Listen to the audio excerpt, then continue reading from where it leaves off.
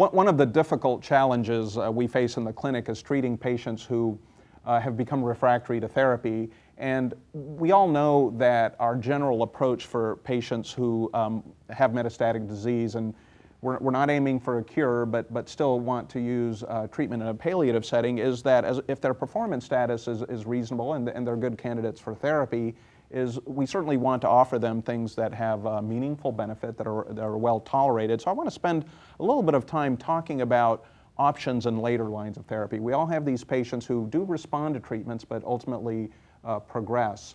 And Linda, why don't we start with you? What are the options that you see in a patient who's now, say, 2 or 3 lines into therapy? And what evidence do we have in terms of trying to parse out different agents and different mechanisms of classifying which patient should receive these? Mm-hmm. So I think we have fairly strong data for 2 antimicrotubular drugs, for eribulin and for ixabebolone.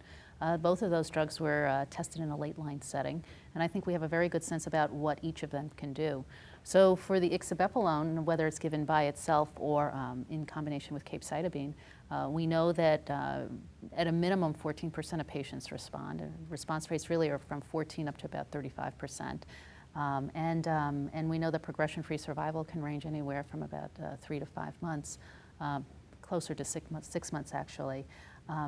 We know there's no difference in survival, no improvement in survival for patients who receive ixabebolone in capecitabine compared to capecitabine alone. But certainly, we know what it can do, and we know that there are certain subsets that benefit from it, including the triple-negative subgroup.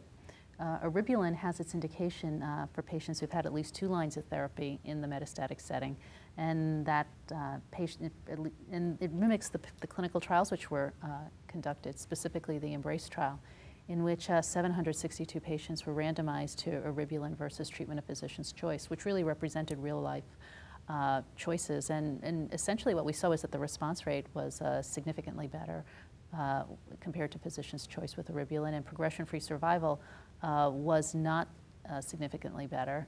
Some reasons around that, but survival was, so by about 2.5 months. So I think we certainly have two drugs with good data in a later line setting. And of course, we have many other drugs that we use both on and off clinical trials which have activity. I think one of our challenges, though, with all of these active drugs is the amount of neuropathy they're getting. And it's really difficult to understand from my point of view, is there a better sequence so that you don't miss a drug because the patient has so much neuropathy?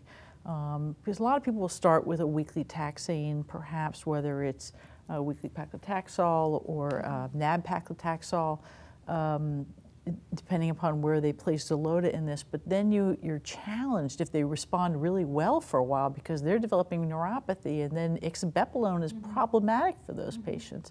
And perhaps eribulin might be as well. And I wonder, whether there's an advantage of those drugs maybe more up front, but we just don't have great comparators to know that.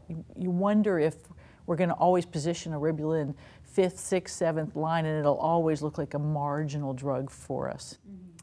There are phase 3 data that'll be out at San Antonio looking at the eribulin versus capecitabine earlier line, patients who have had anthracyclines, taxane, so that'll be of interest, to see how it compares and see if it's a contender against capecitabine in that setting, and then there have been 2 phase 2s, one with trastuzumab front line and one just plain first line, and those data will be coming out too. I think some of it will be at San Antonio and then the following at ASCO. So there are certainly data coming out, but right now we need more. The other agent besides these, which I totally agree with, is irinotecan. Edith Perez had done later line phase 2 sometime back and had shown about a 25% response rate, and then we did a study in anthracycline taxane, 1 cohort, and then anthracycline taxane and capecitabine pretreated, 2 separate cohorts of the pegylated SN38, the active moiety.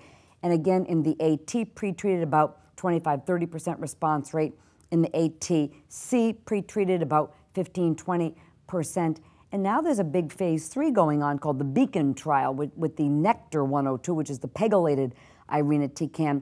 And that's a very interesting drug. It had quite high response rate in anthracycline taxane pretreated patients, and as I remember, 18 of them were triple negative, and 39% of the triple negatives responded in later line. So that's looks like to be a non-cross resistant that doesn't have the neuropathy, and it has some diarrhea, but as long as you wait to redose until the patients are down to grade 0 or 1, they're not going to get a cumulative diarrhea. So I think that's going to be an interesting strategy to consider for, and it works in ER positive and ER negative patients.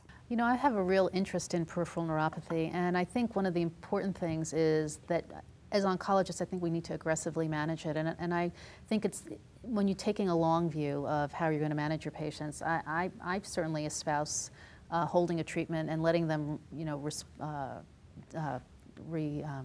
recover. Thank you.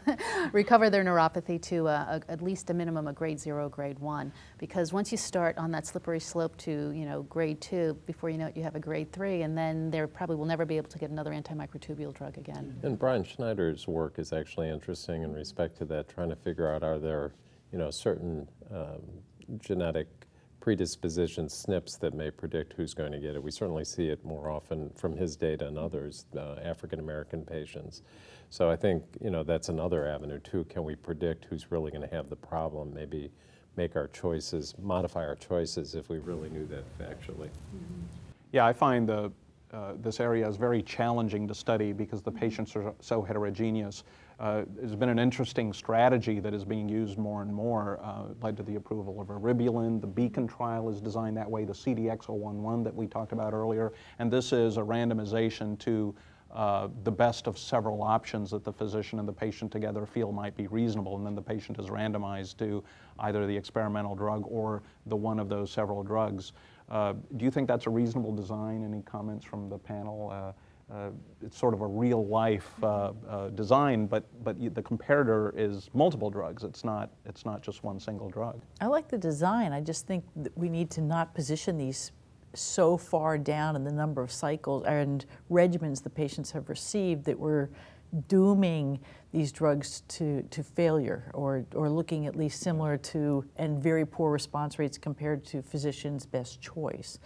Although the converse point of view, I would say, is that a drug may not necessarily outperform another one in the first-line setting, but may have a value in the later lines. And we've seen a couple of examples of this. Like ixabepilone clearly adds to capecitabine, yet up front it may not outperform some of the first-line therapies. So I think the roles of different drugs, simply because they may not be the best in the front line, doesn't mean that they don't have a value. So I think as the data comes out, we have to really synthesize all of this. I think it'll be interesting to see how all of this plays out.